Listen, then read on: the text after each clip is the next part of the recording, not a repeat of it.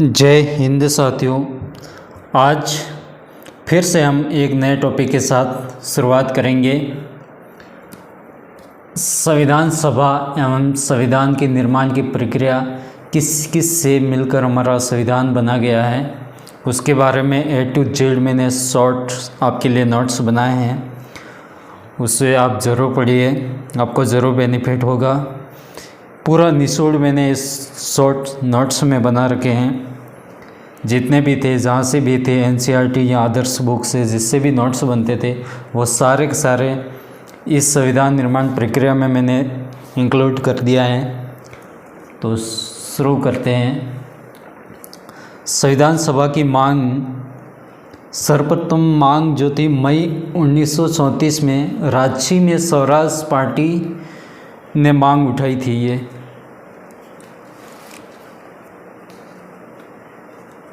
भारत में गठन का विचार सबसे पहले किसने मन में आया? M.N. रॉय के मन में आया। M.N. रॉय,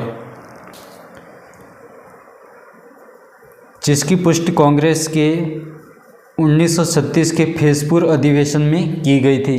फैज़पुर अधिवेशन की अध्यक्षता किसने की थी? पंडित जवाहरलाल नेहरू ने। और कब की थी? 1936 में। निर्वाचित संविधान सभा द्वारा प्रस्ताव सर्वप्रथम 1942 में क्रिप्स मिशन द्वारा लाया गया था। कि निर्वाचन संविधान सभा द्वारा प्रस्ताव सर्वप्रथम 1942 में किसके द्वारा लाया गया था? क्रिप्स मिशन के द्वारा।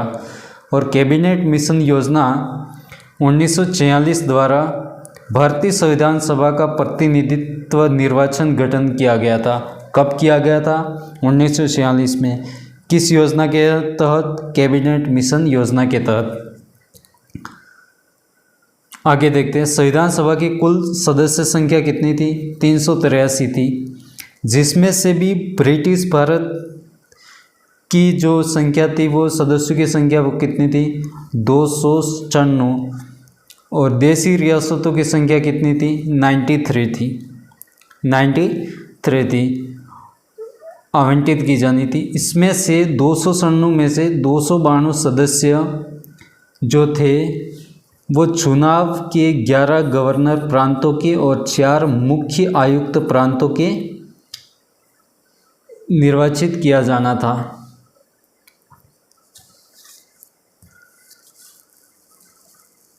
ये वाला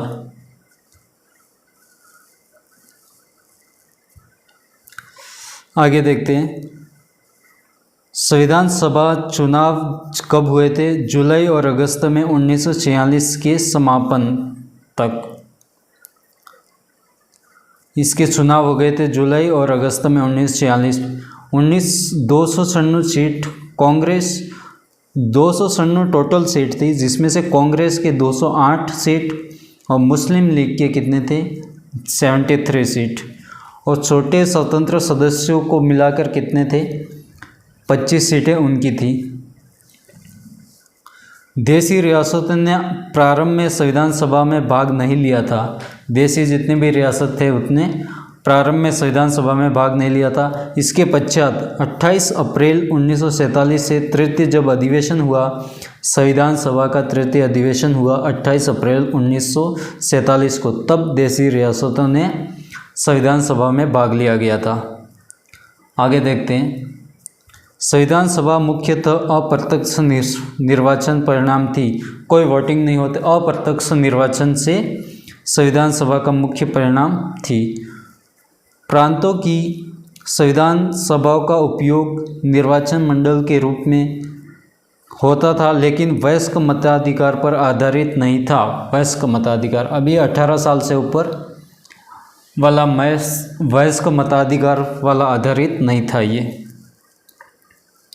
आगे देखते हैं। 20 नवंबर 1946 को वायसराय ने निर्वासित प्रतिनिधियों को आमंत्रित किया कि वे 9 दिसंबर 1946 को संविधान सभा की पहली बैठक में उपस्थित हो। ये किसने कहा? वायसराय ने। कब कहा? 20 नवंबर 1946 में। क्या कहा? कि 9 दिसंबर 1946 को संविधान सभा की पहली बैठक है, उसमें आपको उपस्थित होना है, ये कहा था। जो 9 दिसंबर 1946 को पहली बैठक हुई उसमें से 207 सदस्य ने भाग लिया, जिसमें से 9 महिला सदस्य भी थी। जब प्रथम बैठक की अध्यक्षता हुई उस समय अस्थायी सदस्य किसको बनाया गया था? डॉक्टर सच्चिदानंद सिन्हा को बनाया गया था। जब फिर 11 दिसंबर 1946 को दोबारा बैठक हुई, संविधान सभा ने डॉक्टर राजेंद्र प्रसाद को निर्विरोध, कोई इलेक्शन नहीं हुए, निर्विरोध उनको बोल दिया कि संविधान सभा के अस्थायी सदस्य होंगे। कौन?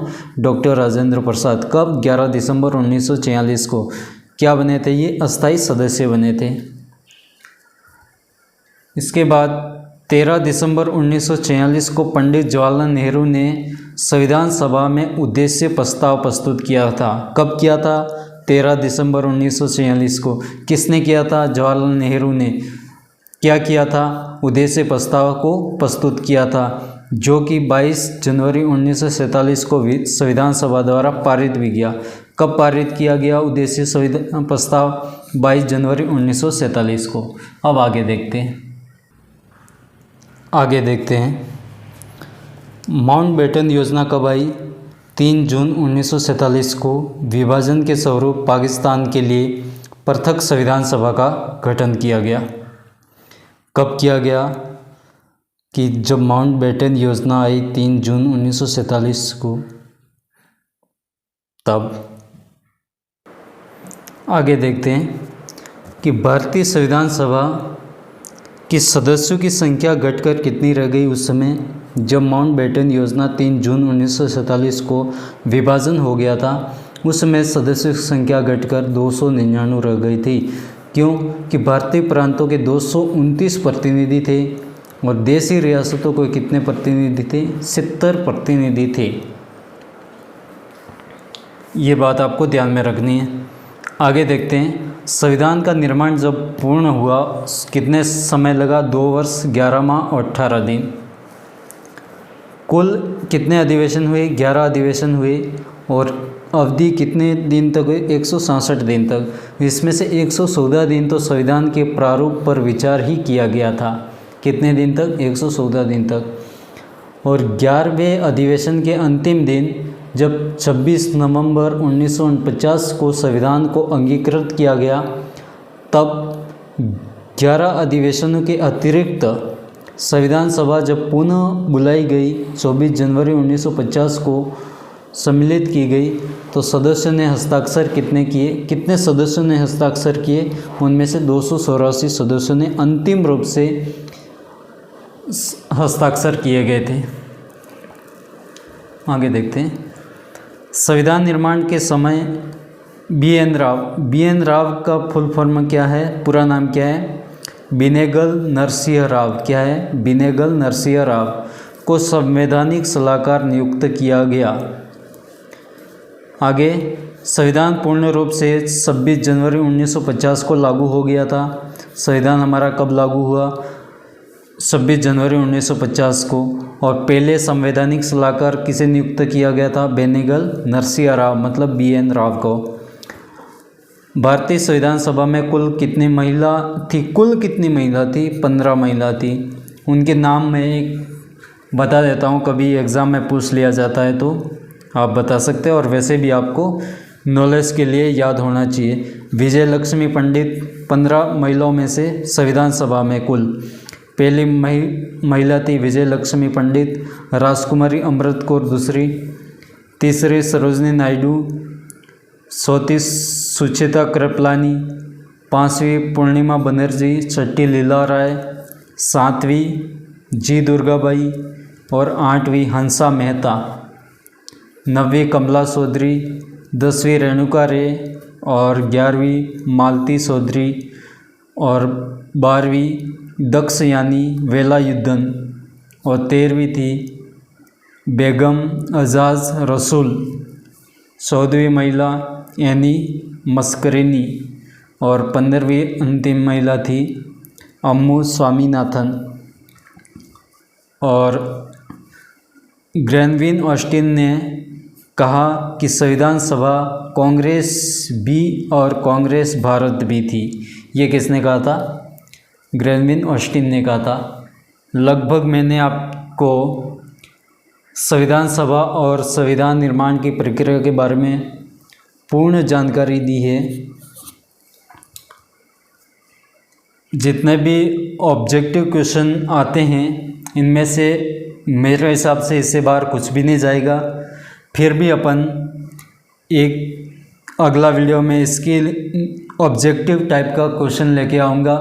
50-60 क्वेश्चन मैं जब पुराने क्वेश्चन आए हुए हैं वही आपके सामने लेके आऊँगा, तो आपको और भी ये क्लियर हो जाएगा कि संविधान सभा में संविधान निर्माण की प्रक्रिया, इससे बाहर मुझे लगता है इससे बाहर कुछ भी नहीं जाएगा। और आशा करता हूँ ये वीडियो आपको बहुत अच्छा लगा होगा। हमें ज़रूर बताएं कैसा लगा। फिर मिलते हैं एक नई वीडियो के साथ। तब तक के लिए जय हिंद, जय भारत।